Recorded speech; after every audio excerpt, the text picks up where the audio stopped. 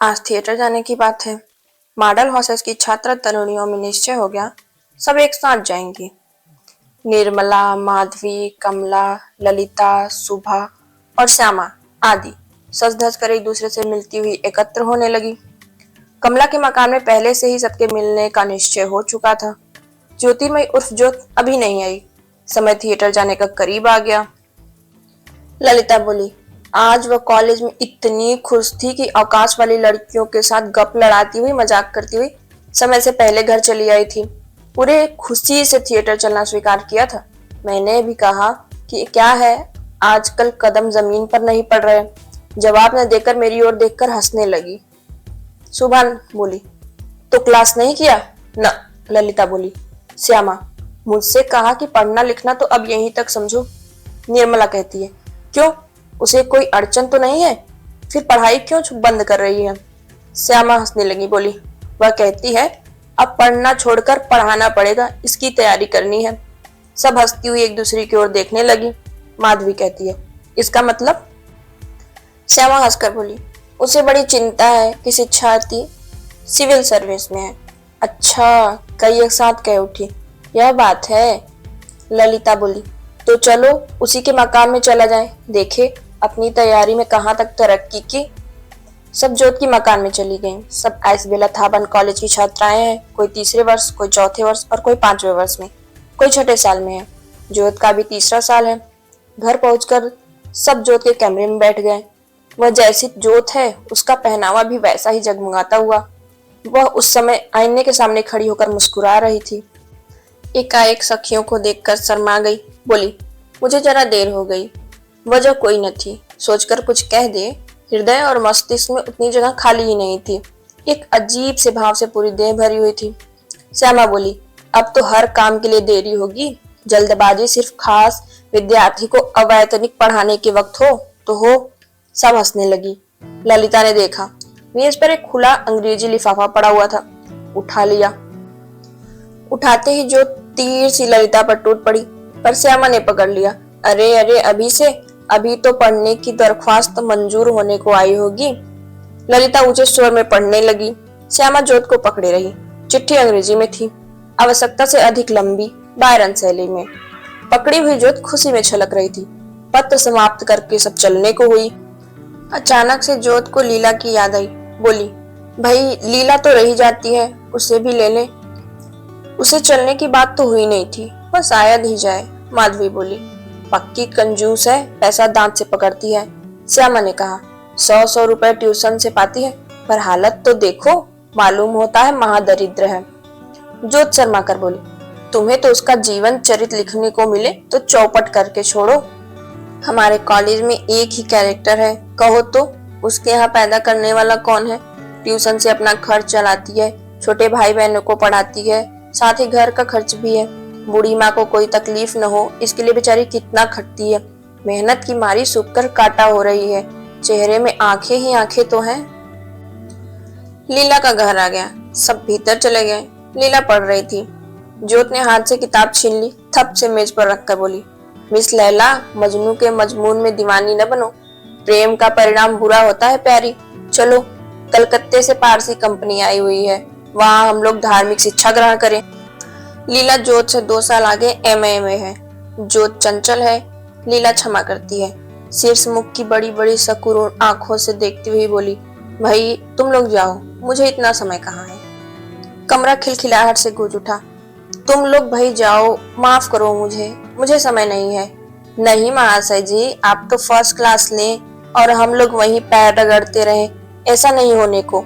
आपको चलना होगा, कपड़े बदलिए। ज्योत लीला को प्यार करती है, सम्मान भी देती है। लीला भी जानती है ज्योत का खुला जुबान, हृदय की कीमती बहुत सी चीजें खुल जाती हैं, इसलिए उसका प्रस्ताव मंजूर कर कपड़े बदलकर साथ चल दी। 3 बजे से पहले ही लीला का क्लास खत्म हो जाता है। वहां से वह तालुकदार साहब की पत्नी को पढ़ाने के लिए वैसा कुंड जाया करती है। रोज सुबह चलना पड़ता है। किसी तरह साइकिल खरीद सकती है, पर सीखने की लाज कि मैदान में मर्दों के सामने बेहयाई होगी, कौन पकड़कर चलाएगा, गिरूंगी तो लोग हंसेंगे, आदि आदि बाधक होती है। इसलिए चलने की काफी मेहनत गंवारा करती है। भैंसाकुंड से 5:30-6 के करीब लौटती हुई कई रोज से वह देखती है कि दो मुसलमान उसका पीछा करते हैं। वे आपस में न जाने क्या क्या बातचीत करते हैं। कभी कभी पास आ जाते हैं। हृदय धड़कने लगता है, पर वह जल्द जल्द चलने लगती है। ज्यों ज्यों वह तेज चलती है, वे भी रास्ते तो तेज चलते हैं। किससे कहे, भैंसाकुंड का बहुत सा रास्ता बंगलों तथा बगीचों के कारण सुनसान और निर्जन रहता है। धड़कते कलेजे के साथ बस्ती के पास आकर वह सांस लेती है। मन ही मन वह अपनी असमर्थताओं पर बहुत ही दुखी होती है। बोलती है, दुर्बलों को सब सताते हैं। पर आप ही शांत हो जाना पड़ा, क्योंकि अपनी हद में वही अपना उपाय सोचने वाली थी। माता से नहीं कह सकती कि कहीं वह रोक न दे। खर्च के लिए फिर क्या होगा। एक दिन लौटते वक्त उन्हीं में से एक ने अश्लील बकते हुए सुना। जैसे जैसे सुनाकर बातें कही जा रही थी, वह तेज कदम से चलने लगी। वे भी उसी हिसाब से बढ़ते गए। 3-4 हाथ का ही फासला था। ऐसे समय उनके साहस की ऐसी बात सुनी जो उसकी मर्यादा के प्रतिकूल थी। वह से एक प्रकार दौड़ने लगी। सामने एक हेड कोट पहने देसी साहब आते हुए दिख पड़े। लीला उनकी तरफ कुछ तेज बढ़ी। उन्हें देखकर बदमाश लौट गए। लीला उनके पास पहुंचकर हांफते हुए बोली, आज कई रोज से 2 बदमाश मेरा पीछा करते हैं। मैं तालुकदार रघुनाथ सिंह की पत्नी को पढ़ाने जाती हूँ। लौटते समय राह पर मिल जाते हैं। मुझे ऐसी ऐसी बातें आज कही। कहकर वह अपने आप को संभालने लगी। बिजली की रोशनी में बड़ी बड़ी आंखों से आंसू गिरते हुए देखकर साहब क्रोध से रास्ते की ओर देखने लगे। बोले, वे लोग मुझे देखकर भाग गए शायद। यह सामने मेरा ही बंगला है, आइए आपको मोटर पर भेज दूं। पर फिर साहब आगे आगे गए और लीला उनके पीछे पीछे चलती गई। बंगले के सामने की बिजली से लीला का दुबला, सुंदर और कुछ लंबा गोरा मुख, बड़ी बड़ी आंखें दिख रही थी।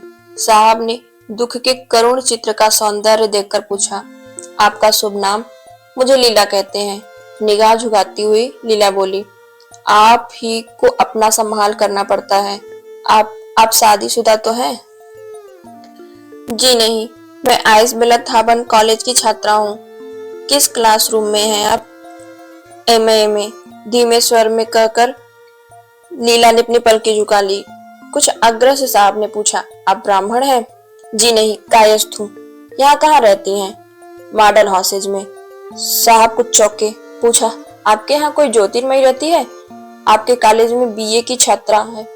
लीला भी चौंकी। कुछ हिम्मत हुई तो जाकर पूछा, जनाब का नाम? मुझे श्यामलाल कहते हैं। लीला का संकोच बहुत कुछ दूर हो गया। बोली, हाँ, आपका जिक्र सुना है मैंने। साहब ने उत्सुकता से पूछा, कहाँ सुना? लीला मुस्कुराई। बोली, जोत की सखियों से उसकी एक चिट्ठी चुरा ली गई। साहब उतरे स्वर में बोले, उनका कोई जवाब नहीं मिला। उनके पिताजी मेरे विलायत रहते समय मेरे पिताजी से मिले थे। मेरे पास उनका चित्र गया था। विलायत से लौटकर एक पत्र मैंने लिखा था, अभी उसका जवाब नहीं आया। अभी मैंने उन्हें देखा नहीं है, तारीफ सुनी है। कहकर साहब कुछ चिंता करने लगे। तब तक मोटर आ गई। मुस्कुराकर लीला ने वादा किया कि वह जोत से पत्र लिखने को कहेगी। साहब आंखें झुकाए चुपचाप खड़े रहे। फिर लीला से बोला, नहीं, आप उनसे ऐसा कुछ नहीं कहेंगी। कहकर वह लीला को कार पे बैठने के लिए आमंत्रित किया। फिर मोटर पर चढ़ने के लिए लीला आगे बढ़ी, नमस्कार किया और बैठ गई। मोटर चल दी। तीसरे दिन बाबू श्यामलाल को जोत का उत्तर मिला। लिखा था, जनाब, मैंने आपको जवाब इसलिए नहीं दिया कि जवाब देना सभ्यता के खिलाफ है।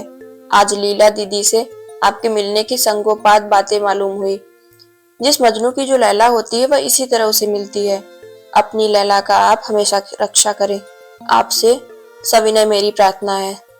तब मेरा आपका रिश्ता और भी मधुर हो जाएगा, क्योंकि बहन जिसे ब्याहती है, वह अगर अब पत्नी की बहन को साली कह सकते हैं, तो पत्नी की बहन भी उन्हें वही पुरुष संबोधित कर सकती है।